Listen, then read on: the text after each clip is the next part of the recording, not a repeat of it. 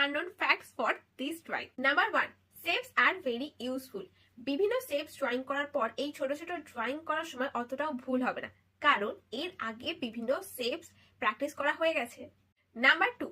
It's a lot of fun.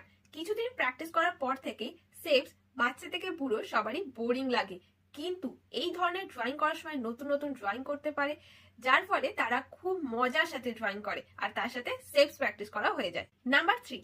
Mistakes can be caught and corrected very quickly.